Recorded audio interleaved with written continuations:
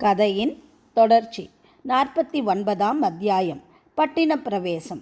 கமலி முன் தடவையை காட்டிலும் இந்த தடவை தங்கை சிவகாமியிடம் அதிக அன்பும் ஆதரவும் காட்டினாள். முன் தடவை அவள் கண்ணனுடைய அகால மரணத்தை பற்றி அப்பொழுதுதான் கேள்விப்பட்டபடியால் அழுகையும் மலரலும் ஆத்திரமும் ஆங்காரமுமாக இருந்தாள். அடிக்கடி சிவகாமியை பார்த்து, அடி பாதகி, உன்னையும் கெடுத்து கொண்டு என்னையும் கெடுத்து விட்டாயே, நீ முன்னமே செத்திருக்க கூடாதா என்றெல்லாம் திட்டினாள். சிவகாமி பொறுமையாக இருந்ததுடன் தானும் அவளோடு சேர்ந்து அழுது தன்னைத்தானே நொந்து கொண்டும் திட்டிக் கொண்டும் கமலிக்கு ஒருவாறு ஆறுதல் அளித்தாள். இந்த முறை கமலி சிறிது ஆறுதலும் அமைதியும் அடைந்திருந்தாள். வாதாபியிலே சிவகாமியின் வாழ்க்கையை பற்றி விவரமாக சொல்லும்படி வற்புறுத்தினாள். கண்ணன் மரணமடைந்த வரலாற்றை பற்றியும் விவரமாக கேட்டு தெரிந்து கொண்டாள். கண்ணனுடைய உயர்ந்த குணங்களை பற்றியும் கமலியிடம் அவள் கொண்டிருந்த அளவில்லாத காதலை பற்றியும் மூச்சு விடாமல் அந்த தோழிகள் பேசிக்கொண்டிருந்தார்கள். ஒரு சமயம் வெளியே போயிருந்த சின்ன கண்ணன் அம்மா அம்மா என்று கூவிக்கொண்டு உள்ளே ஓடி வந்தான். கமலி அவனை வாரி அணைத்து கொண்டு, தங்காய், இனிமேல் உனக்கும் எனக்கும் இந்த பிள்ளைதான் கதி. இவன் வளர்ந்து பெரியவனாகித்தான் நம் இருவரையும் காப்பாற்ற வேண்டும் என்றாள். அதை கேட்டதும் சிவகாமிக்கு சுரீர் என்றது. கமலி அக்கா ஏன் இப்படி சொல்கிறாள்? அவள் கணவனை இழந்த காரணத்தினால் தானும் அவளைப் போலவே ஆகிவிட வேண்டுமா? மாமல்லரையும் அவருடைய இன்ப காதலையும் நான் வெறுத்துவிட வேண்டுமா? இந்த விதம் சிவகாமி எண்ணமிட்டு கொண்டிருந்த பொழுது வீதியிலே வாத்திய முழக்கங்களும் ஜெயகோஷங்களும் ஜனங்களின் கோலாகல துவனிகளும் கலந்த ஆரவாரம் கேட்டது. ஏற்கனவே ஆயனார் மூலமாக சக்கரவர்த்தியின் பட்டின பிரவேச ஊர்வலத்தை பற்றி சிவகாமி தெரிந்து கொண்டிருந்தாள். அதை பார்க்க வேண்டும் என்று அவளுக்கு மிக்க ஆவலாக இருந்தது. அக்கா, நாமும் பலகனியின் அருகே போய் ஊர்வலத்தை பார்க்கலாமா என்றாள். உனக்கும் எனக்கும் பட்டின பிரவேசமும் ஊர்வலமும் என்ன வேண்டி கிடக்கிறது? பேசாமல் இரு என்றாள் கமலி. கண்ணனை இழந்ததினால் மனம் கசந்து போய் கமலி அப்படி பேசுகிறாள் என்று சிவகாமி நினைத்தாள். என்ன அப்படி சொல்கிறாய் அக்கா? சக்கரவர்த்தி என்னுடைய சபதத்தை நிறைவேற்றுவதற்காகத்தானே எத்தனை பாடுபட்டார். அவருடைய விஜயோத்சவத்தை நகரத்து மக்கள் எல்லாரும் கொண்டாடும் பொழுது நாம் மட்டும்... கமலி குறுக்கிட்டு, நீயும் ஆச்சு, உன் சபதமும் ஆச்சு, உன் சக்கரவர்த்தியும் ஆச்சு. அடி பைத்தியமே, உனக்கு மானம் ரோஷம் ஒன்றுமில்லையா? வாதாபியிலேயே எல்லாவற்றையும் பறிகொடுத்து விட்டு வந்தாயா என்றாள். கமலி இப்படி பேசியதும் சிவகாமிக்கு சிறிதும் விளங்காமல் மேலும் மனக்குழப்பத்தை அதிகமாக்கிற்று. கமலி மேலும், அடி தங்காய், நீயும் மாமல்லரும் கல்யாணம் செய்து கொண்டு தங்கரதத்திலே நவரத்ன குடையின் கீழ் உட்கார்ந்து ஊர்வலம் வர உன் அண்ணன் ரதம் ஓட்டும் காட்சியை கண்ணால் பார்க்க வேண்டும் என்று ஆசைப்பட்டேனே, அது நிராசையாகி போய்விட்டதே என்று கண்களிலே நீர் ததும்பி கூறிய பொழுது அவள் கண்ணன் மரணத்தை எண்ணித்தான் இப்படி மனம் கசந்து பேசுகிறாள் என்று சிவகாமி மௌனமாக இருந்தாள். சற்று நேரத்திற்கெல்லாம் ஊர்வலம் அருகிலே வந்து விட்டதாக தோன்றியதும் சிவகாமி தனது ஆவலை அடக்க முடியாதவளாக எழுந்து பலகனியை நோக்கி சென்றாள்.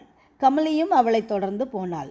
ஊர்வலத்திலே முன்னிலும் ஜெயப்பேரிகைகளும் முதுகிலே சுமந்து சென்ற பிரம்மாண்டமான ரிஷபங்களும் அலங்கார யானைகளும் குதிரைகளும் ஒட்டகங்களும் அவற்றின் பின்னால் பல வகை வாத்திய கோஷங்களும் கொடிகளும் விருதுகளை தாங்கிய வீரர்கள் போவதற்கு ஒரு நாழிகைக்கு மேலே ஆயிற்று. பிறகு அரபு நாட்டிலே இருந்து வந்த அழகிய வெண்புறவிகள் பூட்டிய சக்கரவர்த்தியின் தங்கரதம் காணப்பட்டதும் வீதியிலே இருபுறத்து மாளிகை மாடங்களிலிருந்தும் குடிமக்கள் புஷ்பமாரி பொழிந்தார்கள்.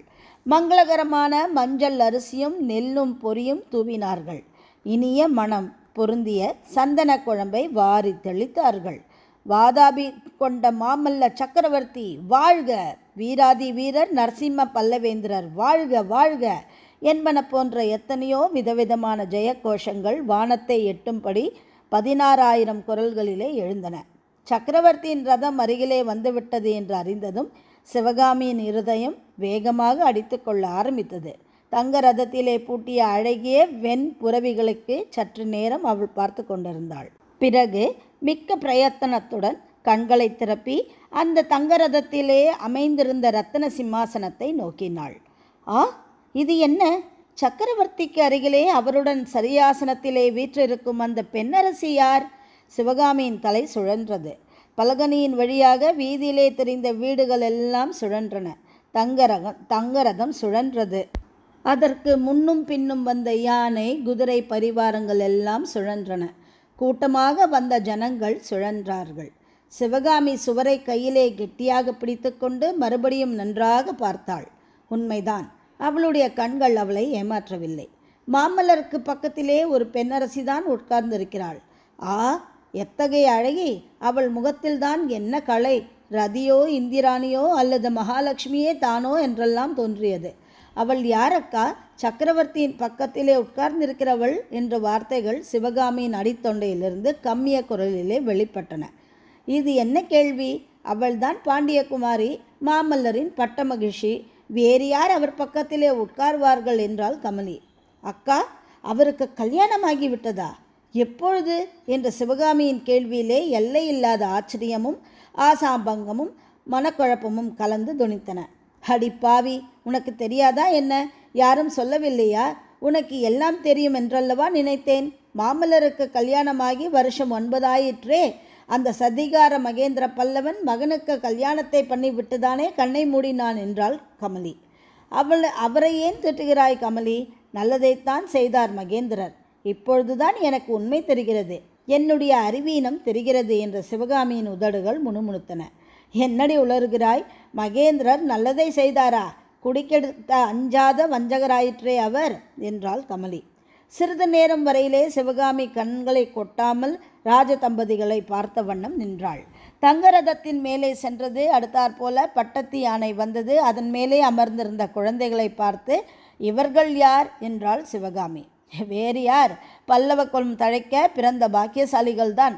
மாமல்லருக்கும் பாண்டியகுமாரிக்கும் பிறந்த குழந்தைகள். மகனுடைய பெயர் மகேந்திரன், மகளின் பெயர் குந்தவி. இதெல்லாம் உனக்கு தெரியவே தெரியாதா? சிவகாமி மேலே ஒன்றுமே பேசவில்லை. அவளுடைய உள்ளம், ஆ, அப்படியானால் பல்லவ குலத்தின் சந்ததியை பற்றி கவலை இல்லை என்று எண்ணியது. அதே சமயத்திலே அவளுடைய ஹிருதயத்திலே ஏதோ ஒரு நரம்பு படார் என்று அறுபட்டது. பட்டத்து யானைக்கு பின்னால் இன்னொரு யானை வந்தது. அதன் அம்பாரியிலே புவனமாதேவியும் மங்கையர்க்கரசிகளும் இருந்தார்கள். ராஜமாதாவுக்கு அருகிலே உள்ள பெண்ணை பார்த்தாள் சிவகாமி. அவளுக்கு அடித்த குருட்டு யோகத்தை என்னவென்று சொல்லட்டும்? பழைய சோழ குலத்தை சேர்ந்தவளாம், மங்கையர்க்கரசி என்று பெயராம். நெடுமாற பாண்டியனை இந்த அதிர்ஷ்டக்காரி மணந்து கொள்ளப் போகிறாளாம். எப்படியும் ராஜகுலத்திலே பிறந்தால் அந்த மாதிரி வேறேதான் என்று சொல்லி வந்த கமலி சிவகாமியின் அங்கே இருந்து நகர்ந்து செல்வதை பார்த்து, அடியே, ஏன் போகிறாய் என்றாள். உண்மையிலேயே கமலி கடைசியாக சொன்னது ஒன்றும் சிவகாமியின் காதிலே விழவில்லை. பட்டத்து யானை மீதிருந்த குழந்தைகளையே பார்த்து கொண்டிருந்து விட்டு அந்த யானை நகர்ந்ததும் பலகனியின் பக்கத்தில் இருந்து புறப்பட்டு சென்றாள். வீட்டு முற்றத்தின் ஓரத்திலே உட்கார்ந்து வெகு நேரம் வரையிலே சித்தபிரமை கொண்டவள் போல சிலையாக சமைந்திருந்தாள். ஊர்வலம் முழுவதும் போன பிறகு கமலி அவளிடம் வந்து சேர்ந்தாள். அடி பெண்ணே, ஏன் இப்படி உட்கார்ந்திருக்கிறாய்? ஒரு குரல் அழுது தொலையேன். சக்கரவர்த்தியை காதலித்தால்தான் என்ன? அழுவதற்கு கூடவா உனக்கு பாத்தியதை இல்லாமல் போயிற்று என்று கேட்டாள். சிவகாமிக்கு எங்கிருந்தோ திடீரென்று அழுகை வந்தது. வறண்டிருந்த கண்களிலே கண்ணீர் வெள்ளமாக பெருகத் தொடங்கியது. கமலியின் மடியிலே குப்புறப்படுத்து கொண்டு விம்மி விம்மி அழுதாள். ஒரு நாழிகை நேரம் அழுத பிறகு விம்மல் நின்றதும் கண்ணீரும் ஓய்ந்தது. சிவகாமியின் இதயத்திலிருந்து ஒரு பெரிய பாரம் இறங்கிவிட்டது போல தோன்றியது. இதற்கு முன்னால் அவள் என்றும் அறியாத அமைதியும் சாந்தமும் உள்ளத்திலே குடிகொண்டன. இந்த கதையின் கடைசி அத்தியாயம் 50. இந்த கதையை தொடர்ந்து நான் படிக்கிறேன். தலைவன் தாள்.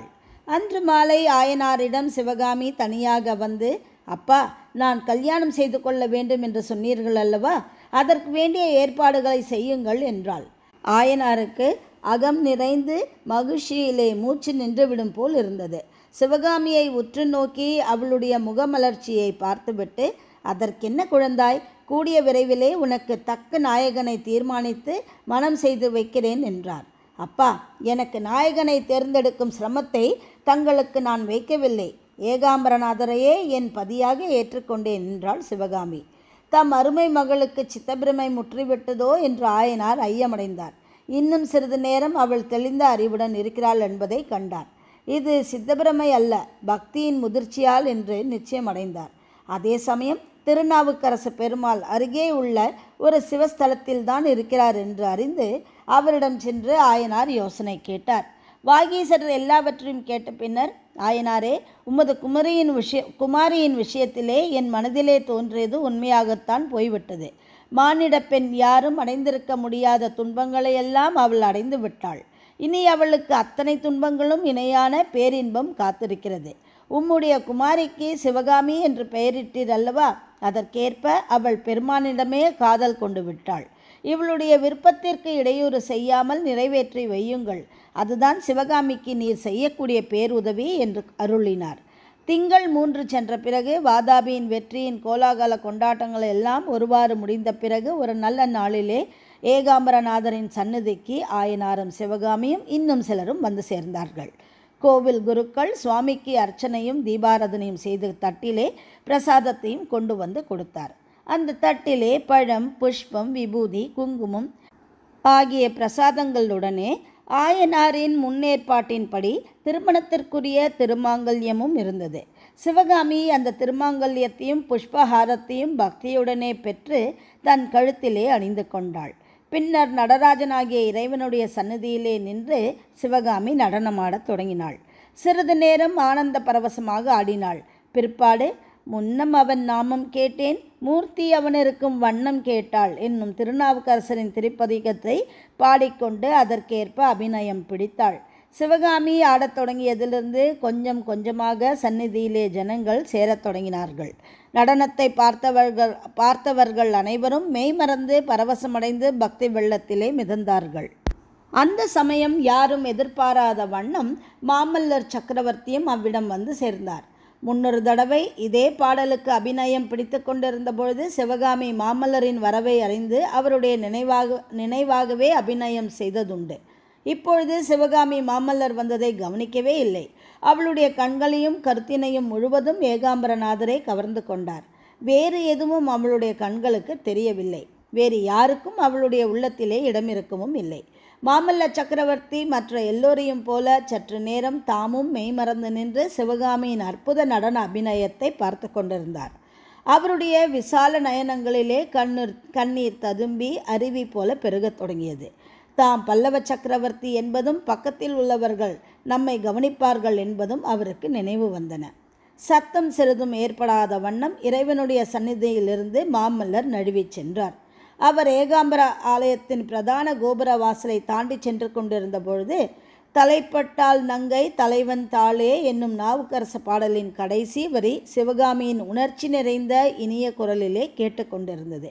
இத்துடன் கல்கியுடைய மிகப்பெரிய நாவல்களில் ஒரு நாவலாக இருக்கிற இந்த சிவகாமியின் சபதம் நிறைவடைகிறது. மீண்டும் மற்றொரு கதையிலே உங்கள் அனைவரையும் சந்திக்கிறேன். வணக்கம்.